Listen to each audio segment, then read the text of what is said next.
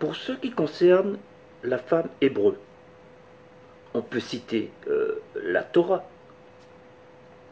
Le Dieu Yahvé crée l'homme à son image, mais la femme est tirée de l'homme. Alors on peut citer par exemple Genèse, chapitre 1, verset 26, Genèse, chapitre 2, verset 18, Genèse, chapitre 2, verset 22. Puis, la femme commet le péché originel, c'est-à-dire le premier péché de l'histoire de l'humanité. Genèse, chapitre 3, verset 6, ce péché qui coûtera quand même la vie à l'homme, puisque l'humanité devient mortelle à cause de ce péché.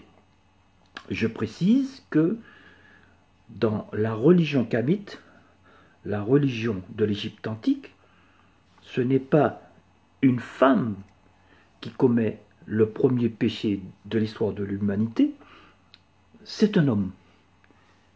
Mais, pour autant, l'humanité n'est pas condamnée. Alors, ce péché originel chez les Kamites, c'est Seth qui tue son frère Osiris.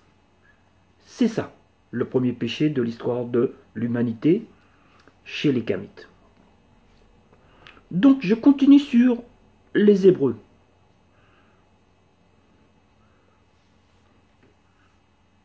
Diabolisation de la femme, bien sûr. Par exemple, à Sodome, c'est encore une femme qui désobéit au Dieu Yahvé, la femme de Lot. Genèse, chapitre 19, verset 26. Puis, un peu après, lorsqu'il se trouve dans la montagne, je ne rentre pas dans les détails, en tout cas, les deux filles du dénommé Lot font boire du vin à leur père. Elles font boire du vin à leur père, d'après la Torah, pour coucher avec lui. Genèse 19, chapitre 30 à 19, chapitre 38.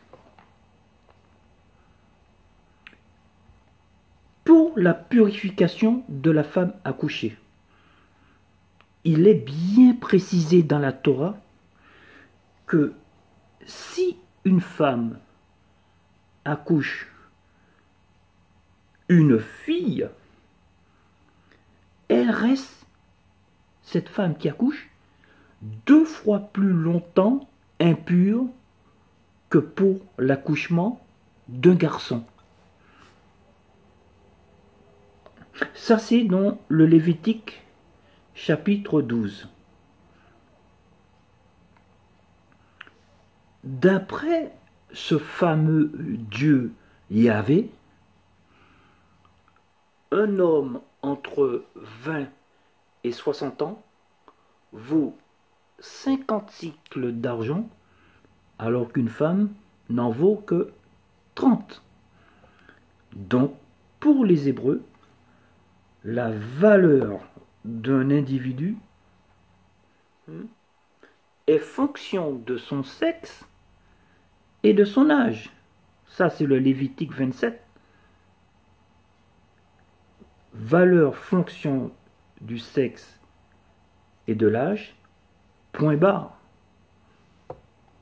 Autre chose, lorsque Myriam, qui est la sœur de Moïse et la sœur de Aaron, donc elle a 2 frères là,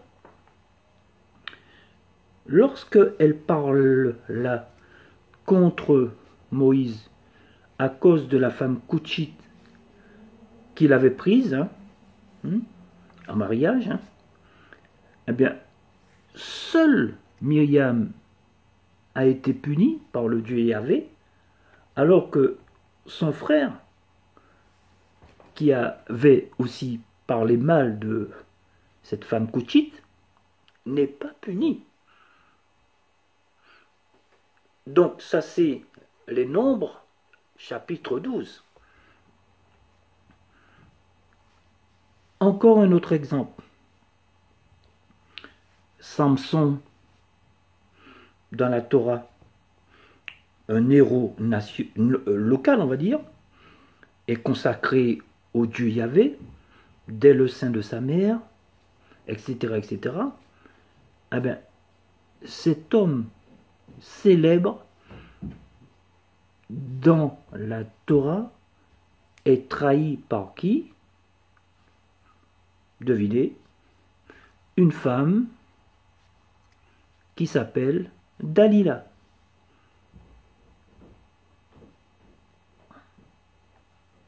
Vous avez la fameuse Athalie, qui est aussi une femme, qui entreprend d'exterminer toute la descendance royale. Bon, on peut rajouter ce que dit le fameux Paul dans les Épîtres, c'est-à-dire dans le Nouveau Testament. Alors, il faut dire que Paul, c'est un juif qui est citoyen romain et il a une haine particulièrement virulente contre les femmes. Donc il suffit de lire ses épîtres pour le voir. Ce qui est scandaleux, c'est que Paul est toujours lu énormément dans les églises. Il dit Saint Paul, quoi. Donc qu'est-ce qu'il dit, ce fameux Paulo? Je le cite, le chef de tout homme, c'est le Christ, le chef de la femme, c'est l'homme, et le chef du Christ, c'est Dieu. Autre exemple, ce n'est pas l'homme, bien sûr, qui a été créé pour la femme, mais la femme pour l'homme. Je cite toujours Paulo. Que les femmes soient soumises à leur mari comme au Seigneur. En effet, le mari est le chef de sa femme.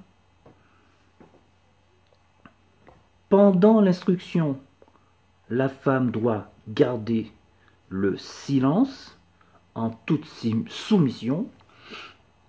Je ne permets pas à la femme d'enseigner ni de faire la loi à l'homme, qu'elle garde le silence.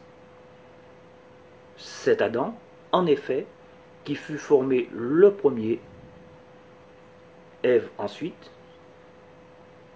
et ce n'est pas Adam qui se laissa séduire, mais la femme qui, séduite, se rendit coupable de transgression. Alors là, il fait appel au fait que la femme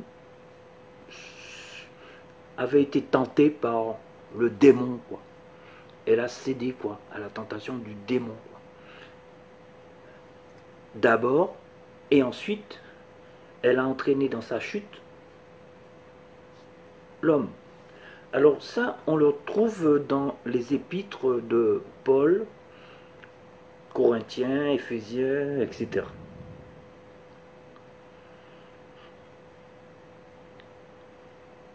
En ce qui concerne la femme arabe, dans la période pré-islamique, la femme bédouine était considérée comme un être faible, irresponsable. L'absence de statut mettait bien souvent la femme au même niveau que les chameaux chez les Bédouins. La naissance d'une fille n'était guère appréciée.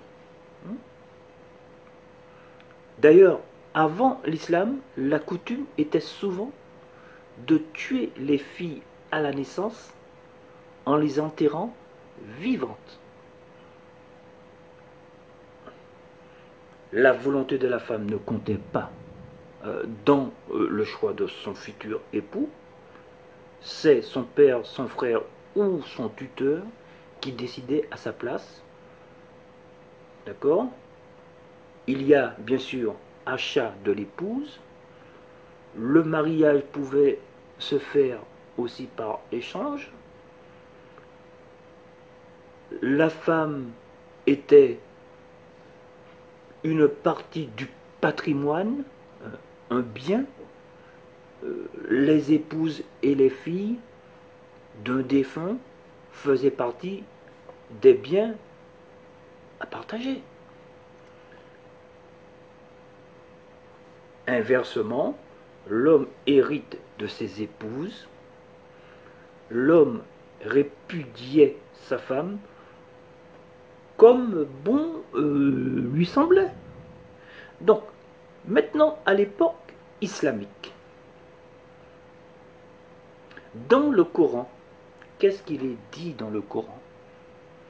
À la sourate 2, verset 228. Les maris sont supérieurs à leurs femmes.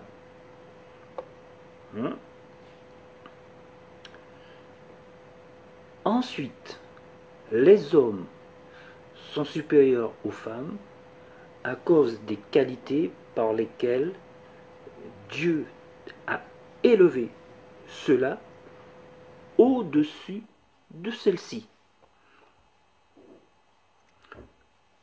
Vous réprimanderez celle dont vous aurez à craindre l'obéissance.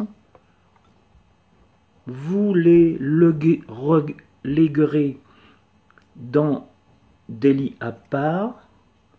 Vous les battrez, mais aussitôt qu'elles vous obéissent, ne leur cherchez point querelle. Alors ça c'est dans la sourate 4, verset 38.